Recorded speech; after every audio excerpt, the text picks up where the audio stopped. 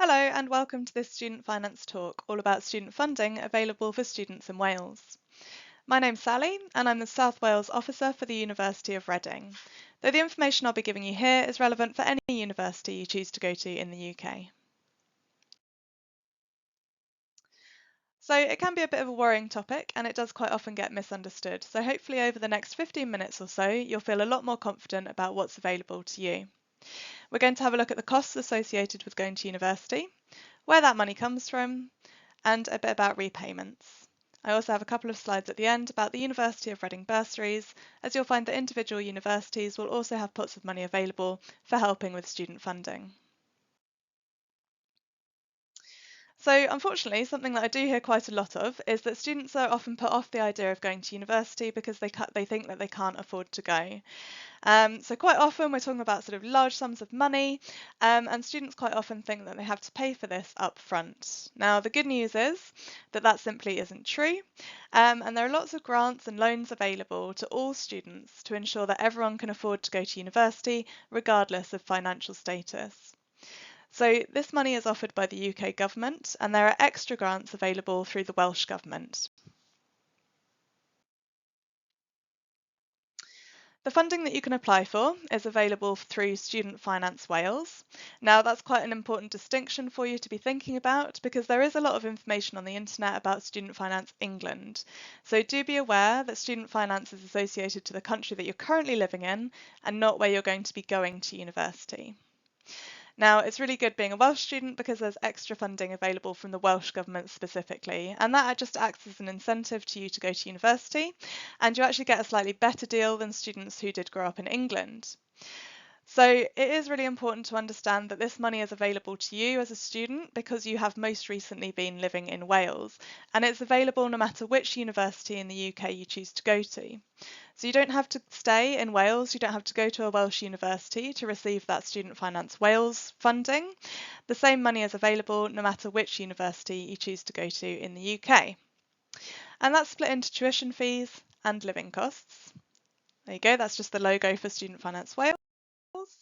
And we'll talk a bit more about tuition fees and living costs. So what are the costs associated with going to university? So the money that you can apply for from Student Finance Wales is split up into two. So one half of that is the tuition fees, and that covers all the teaching that you'll receive while studying at university. Now, luckily, there's very little difference between how much university is going to cost, depending on where you choose to study in the UK. So tuition fees are capped at £9,250 per year in England and £9,000 in Wales, so about the same. That sounds like a lot of money, and don't worry, it is for most families in the UK. But the good news is that the tuition fees are commonly completely taken care of by the Student Finance Authority. So if you would like the tuition fee loan, which most students in the UK do opt for, the money will go straight into your chosen university without you really having to think about it. And what you'll need to do is just put your preferred university on the form when you apply, and if that changes later, just update them later. But get your applications in. The maintenance loan works slightly differently, and this is the money that you'll need to live on whilst at university. So you might find it being referred to as maintenance support or living allowance. And for students who grew up in Wales or have been living in Wales most recently, this is made up of a loan that is repayable, and some of it's made up of grant or free money from the Welsh Government. So a little bit more detail here about what's available for your maintenance support. So I'll explain the numbers on this table for the money available for students going to university in 2023. These figures do change slightly each year, but these are the most up-to-date ones, as applications for next year's entry won't open until spring 2024. So we'll start by looking at the total amount of spending money that's going to be available. So this is different depending on where you choose, if you choose to move away from home, if you choose to stay living with your parents, or if you choose to study and live in London. So this figure is quite a large one. So we're looking at £11,720 if you if you move away and live away from your parents. £9,950 if you stay living with your parents, and £14,635. And that's money if you move out to London, sorry. And that money is basically just to help you live independently during your time studying at university. It is expected that you spend this money on your accommodation, your food, and other associated living costs, and that's kind of reflected in those figures there. You get slightly more money in London to reflect the higher prices of accommodation, and slightly lower if you stay living at home with your parents.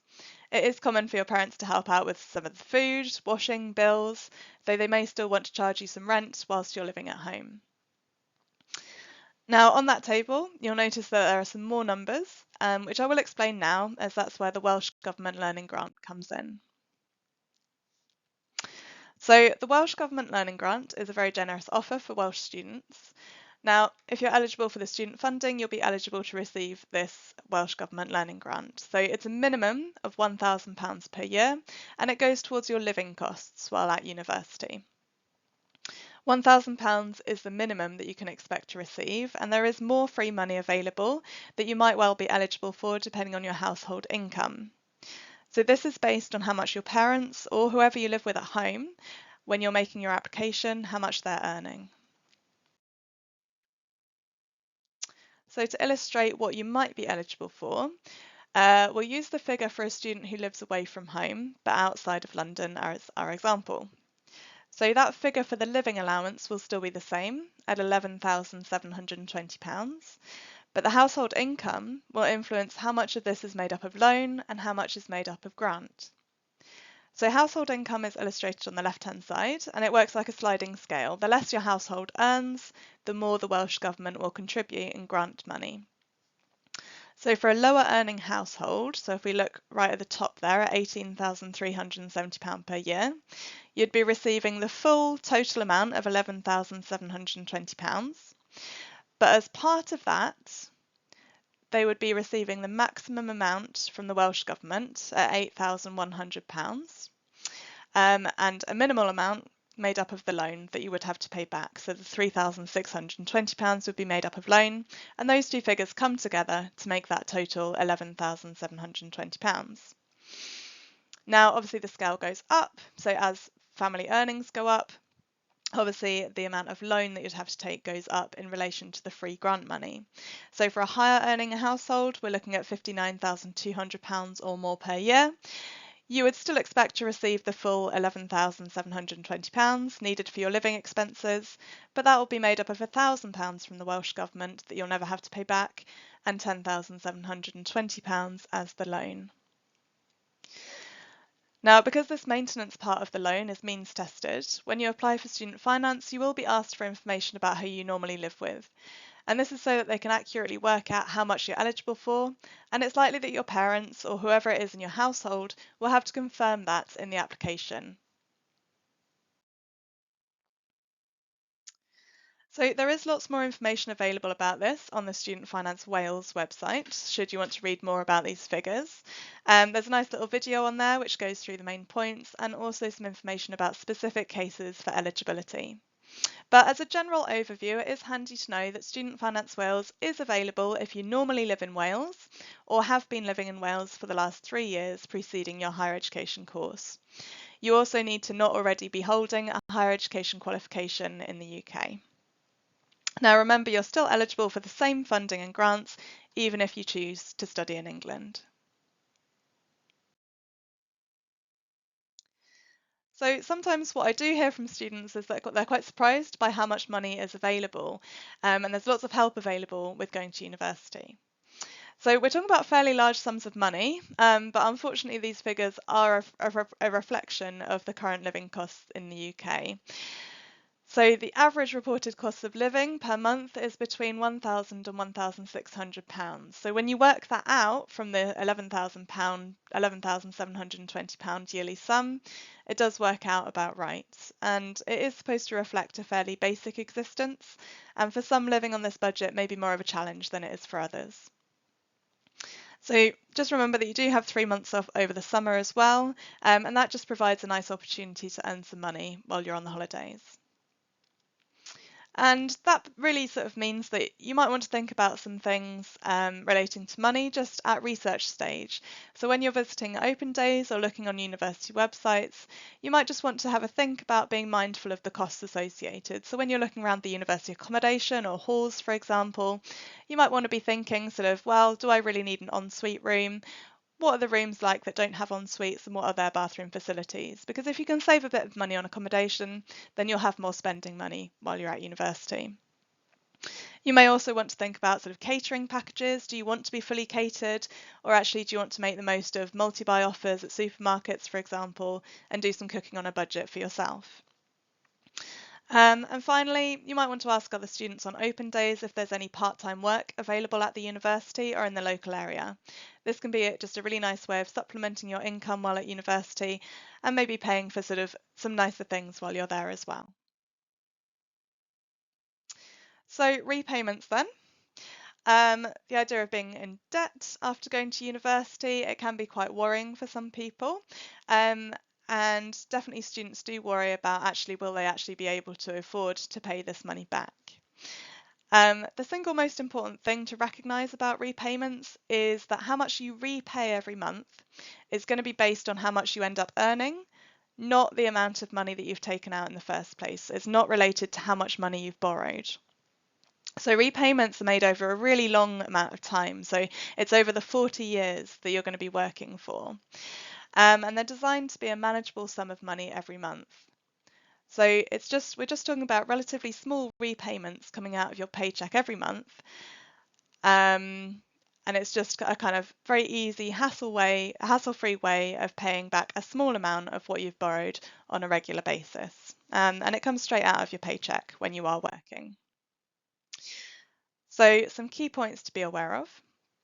You don't need to worry about paying it back until you've actually graduated from university, and that's about 6 months after you've graduated. So it'll be the April after you've graduated that you start paying back this student loan. There is a threshold amount that you need to be earning before they're going to start taking these repayments. So that threshold is £25,000 a year before they'll take any money from you. And once you hit that threshold, the £25,000 a year, you repay only 9% of your income over that threshold figure. I'll talk through some examples of what that looks like in a moment. The deductions will be made from your paycheck, so you don't need to think about sort of setting anything up from your bank account to go and pay this off. It sort of happens automatically once you start working and once you've got a job. So if your income falls below £25,000 at all in any point of your career, if you have a career break, if you go travelling, if you choose to leave work, go on part-time, have a family, whatever, for whatever reason, if your income falls below that threshold, then your repayments do stop, and you don't need to worry about that if your income goes down. And after 40 years, like I said, at the end of your working life, so you're not going to be kind of drawing your pension, still worrying about this student loan. It does get written off after 40 years, whether you've paid it all back or not.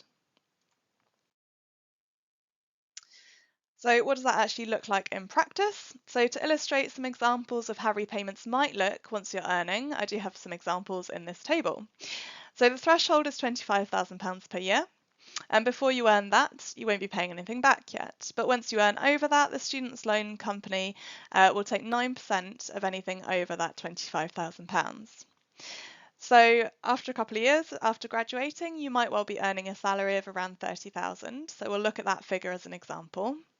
So the 9% will only be deducted from the £5,000 that you're earning over and above the £25,000 threshold. So 9% of £5,000 is £450, and then £450 split over 12 months. This equates to £37.50 a month. So I actually pay more on my phone bill every month than this. So to me, this feels like quite an affordable figure for the opportunity to go to university. The amount you pay back then obviously goes up as a proportion as your salary increases. So if you find yourself earning quite a lot more and being a higher earner, then you'll pay back 9% of anything that you earn over and above that £25,000 threshold. So if you're on a salary of £45,000, for example, that means that you're only over the threshold by £20,000, and 9% of £20,000 works out at only £150 per month. So relative to your salary that you probably wouldn't have actually achieved without first getting that degree, it does still seem like a pretty good deal there.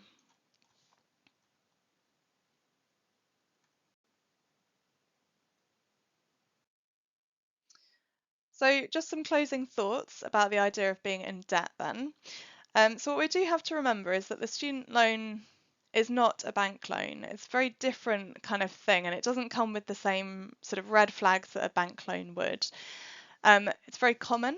So pretty much everyone who's been to university has a student loan, and it's certainly not seen as a bad thing, and it doesn't impact negatively on sort of your credit score or impact on you getting a mortgage in the future.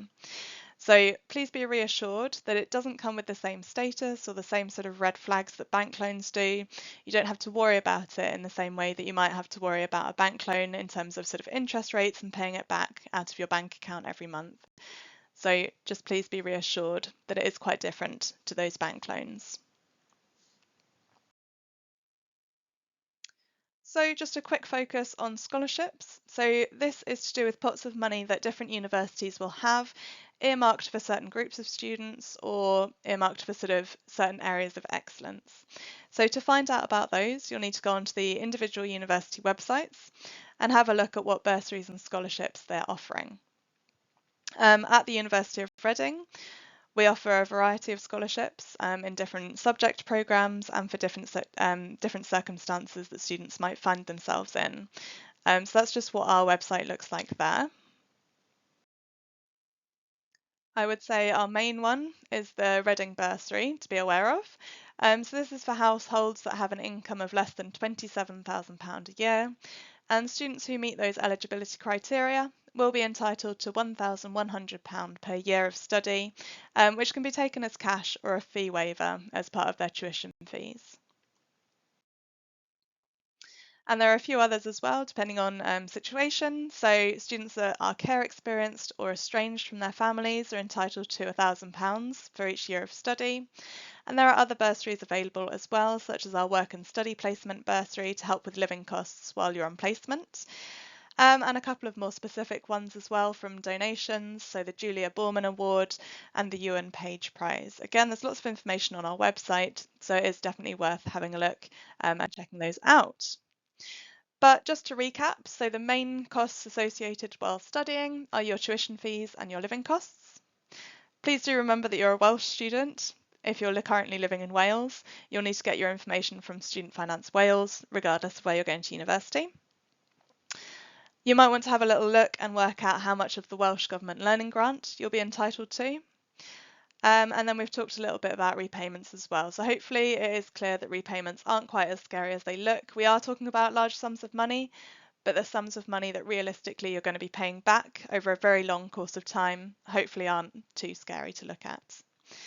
And ultimately, all this means that university education really is affordable for everyone, and there shouldn't be any financial reasons why it would put you off going to university.